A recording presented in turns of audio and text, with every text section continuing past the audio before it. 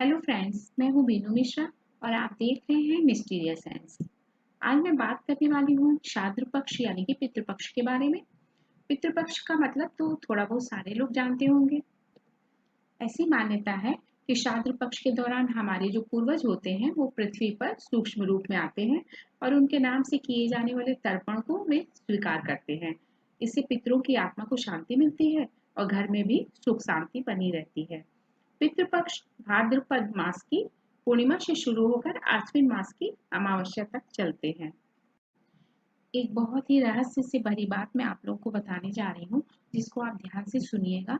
मतलब कि जिन घरों में पितृ संतुष्ट नहीं होते हैं वहां पर पितृ दोष लग जाता है, और अगर पितृ दोष लग गया तो उस घर में कोई भी सुखी नहीं रह पाता है।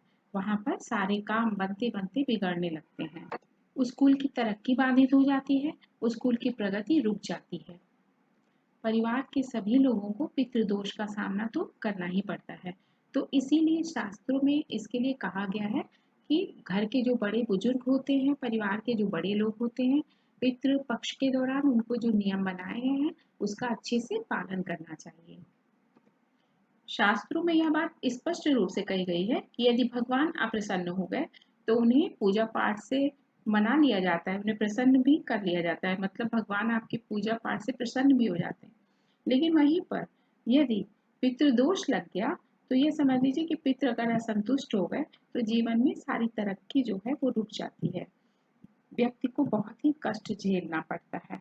इसीलिए शाद्र पक्ष बनाया गया है कि इस दौरान विशेष नियमों का सभी को पालन करना चाहिए। शाद्र पक्ष में सबके पितर घर आते हैं, तो ऐसे में आप उनको प्रसन्न करने के लिए एक चमत्कारी उपाय भी कर सकते हैं, जिसे मैं अभी आप लोगों को बताऊंगी, जिससे आपके पितर भी संतुष्ट हो जाएं और आपके घर में सुख शांति और खुशहाली का वातावरण हो और आपको समस्याओं से भी छुटकारा मिल जाए। श्राद्ध पक्ष के दौरान आप सभी को कुछ नियमों के बारे में विशेष ध्यान रखना होगा। इस दौरान घर में आपकी रसोई में मांसाहार बिल्कुल भी नहीं बनना चाहिए। इसके अलावा घर में शराब, मांस, मदिरा इत्यादि का सेवन बिल्कुल भी बाधित होता है। दूसरी बात, सुबह के समय में जो भी भोजन आपके रसोई में पकता है उसमें से थोड़ा थोड़ा सा अंश निकाल करके किसी भी प्लेट में आप किसी भी गाय को, कुत्ता या बिल्ली को खिला सकते हैं। और ये भी आप कर सकते हैं कि आप अपने घर की छत पे रख दें तो कोई कौवा या फिर कोई पक्षी आकर के भी उसे खा ले तो भी ठीक रहता है।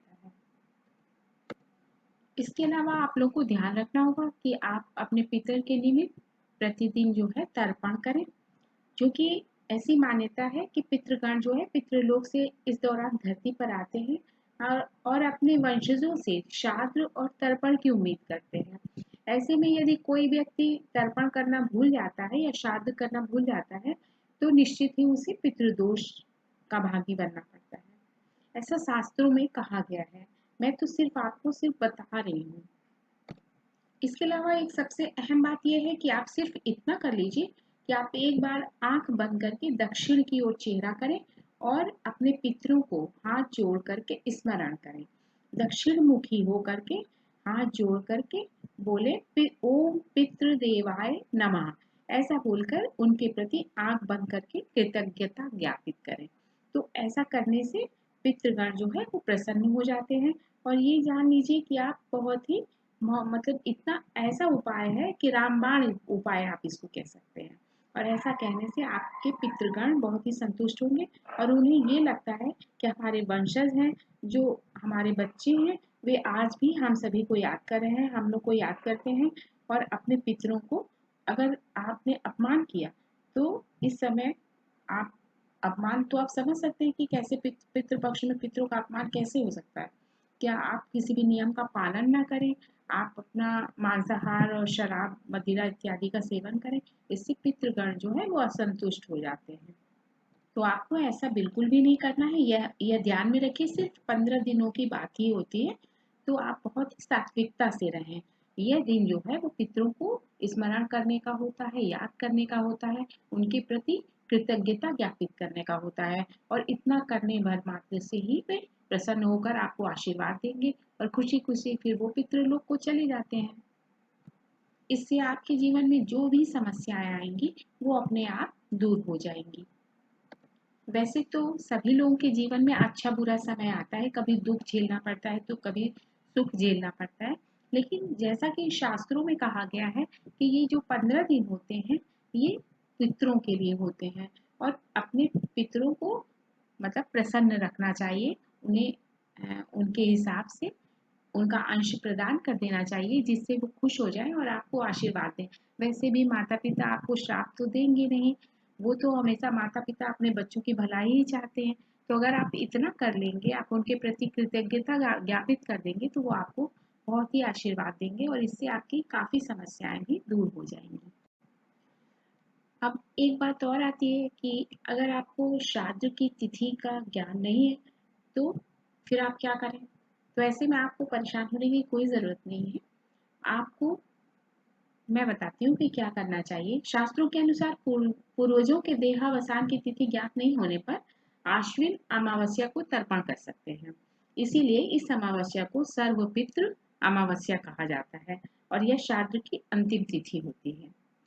ऐसा भी कहा गया है कि अगर किसी परिजन की अकाल मृत्यु हुई है तो उसका उसका जो श्राद्ध होता है वो चतुर्दशी तिथि में आप कर सकते हैं और इसी प्रकार यदि तिथि या ज्ञात नहीं है तो पिता का श्राद्ध आप अष्टमी की तिथि में कर सकते हैं तथा माता का श्राद्ध आप नवमी की तिथि में कर सकते हैं। मतलब मातृ नवमी को माता का और अष्टमी की तिथि में पिता का श्राद्ध कर सकते हैं। और यदि आपको तिथि का ज्ञान है तो आप अपने माता पिता का या बाबा का मतलब कि जो पिता की तिथि है उसी अनुसार बाबा की तिथि भी होगी तो आप उनको भी श्राद्ध के दिन जो है ब्राह्मण का भोज करा सकते हैं, उनके निमित्त सीधा निकाल सकते हैं, पितरों का श्राद्ध तर्पण कर सकते हैं। अमावस्या ही एक ऐसी तिथि है जिसमें सभी पितरों का श्राद्ध तर्पण करने से वह उन्हें सहज ही प्राप्त हो जाता है और ऐसा करना जीवन को संतुष्टि भी प्रदान करता है और समस्याओं से मुक्त भी करता है। आप पूजा पाठ करते हैं लेकिन यदि आप पितरों के लिए तर्पण दान और पुण्य नहीं करेंगे तो कुछ फलित नहीं होगा।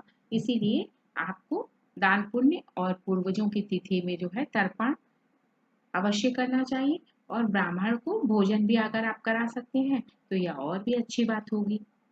इसीलिए कहा गया है कि जीवन में देव तथा पितृ की संतुष्टि दोनों की संतुष्टि बेहद ही आवश्यक होती है। ऐसे में जो घर का सबसे बड़ा बेटा होता है या सबसे बड़ा बुजुर्ग होता है उसे माता पिता की तिथियों में या मतलब अपने परिजनों की तिथियों में श्राद्ध अवश्य करना चाहिए तथा उनके निमित्त तर्पण प्रतिदिन करना चाहिए और ऐसा करने से सभी सदस्यों को भी थोड़ा थोड़ा नियमों का पालन करना चाहिए तो ऐसा करने से पितृ जो है वो संतुष्ट हो जाते हैं। एक चीज आपको और भी ध्यान में रखनी होगी कि पितृगण वहीं पे आते हैं जहाँ उनका मूल निवासी स्थान होता है। तो जहाँ पर आप लोग रहते हैं वहाँ पर अगर पहले भी मतलब आपके पितृगण रहते थे तो उस स्थान पर आपको श्राद्ध और तर्पण की विधि अवश्य करनी चाहिए। वैसे आप जहाँ पर भी रहें वहाँ पर भी ये काम कर सकते हैं तो इसमें कोई बुराई नहीं है। वैसे तो श्राद्ध और तर्पण का जो नियम होता है वो सबसे बड़े बेटे को अवश्य पालन करना होता है। लेकिन अगर सारे भाई मतलब और भी भाई लोग हैं और भी परिवार के सदस्य हैं और दूर दूर रहते हैं उस दिन एक साथ नहीं इकट्ठे हो पाते हैं तो सब लोग श्राद्ध और तर्पण जो है वो अपने जहाँ रहते हैं वहां पर अवश्य करना चाहिए उनको। ज्यादा कुछ ना करें, अपने पितरों को याद करें दक्षिण मुखी होकर के और उन्हें तर्पण अवश्य करें। इतना करने मात्र से पितृ जरूर प्रसन्न होते हैं। आपको तिथि का पता नहीं है तो अमावस्या तिथि को पीपल वृक्ष की जड़ में आपको जल दूध और काला तिल अवश्य चढ़ाना होगा और इससे पितृ तृप्त हो जाते हैं। इसके अलावा पत्ते से बने दोने में 5 तरह की मिठाई निकाल करके और उसे आप पीपल वृक्ष की जड़ में ले जा करके रख देना चाहिए आपको। यह कार्य आप अमावस्या के दिन जरूर करें और इससे पितृ जो है वो प्रसन्न होते हैं। संभव हो तो जिस दिन आपके परिजनों की तिथि हो उस दिन एक ब्राह्मण भोज जरूर करा दें और अगर आप नहीं करा सकते हैं तो कोई बात नहीं, आप उनके लिए उनके नाम से एक सीधा निकाल दें। सीधा ये होता है कि आटा दाल चावल नमक हल्दी तेल और मसाले जो भी आप कर सकते हैं अपने हैसियत के हिसाब से आपको अपने पितृ के निमित्त निकाल करके किसी भी ब्राह्मण को दान कर देना चाहिए। साथ में आप एक जोड़ी कपड़ा भी रख दें तो और अच्छी बात है, इससे पितृ दोष से मुक्ति मिलती है। इस बार पितृपक्ष 20 सितंबर से शुरू हुआ था और अभी 6 अक्टूबर तक चलेगा। इन्हीं बीच जीवित पुत्री का व्रत भी होता है, जिसको कुछ महिलाएं करती हैं और उसी दिन वो मात्र मतलब अपनी सास के लिए भी कपड़ा, वस्त्र, खाना ये सारी चीजें निकालती हैं, उनके प्रति कृतज्ञता ज्ञापित करती हैं और वे उन्हें आशीर्वाद देती हैं और अपने लोक को प्रस्थान कर जाती हैं। इसके अलावा पितृपक्ष के दौरान एक नियम यह भी है कि इस दौरान आप कोई भी नया काम ना करें। संभव हो तो यदि वह कार्य टाला नहीं जा सकता है तो आप पितरों से प्रार्थना करें, उनसे क्षमा मांगें और तब वह काम आप कर सकते हैं। इस दौरान कोई नया कार्य नहीं करना चाहिए, कोई उत्सव नहीं करना चाहिए। अगर संभव हो तो खाना बनाना चाहिए, पकवान बनाने चाहिए और पितरों के नाम से उसे जरूर निकालना चाहिए। उसके बाद ही स्वयं ग्रहण करना चाहिए।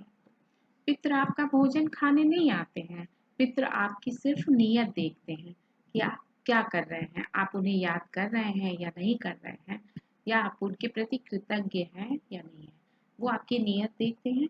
तो सिर्फ आप उन्हें प्रेम पूर्वक याद करें, बस इतना ही उनके लिए पर्याप्त है।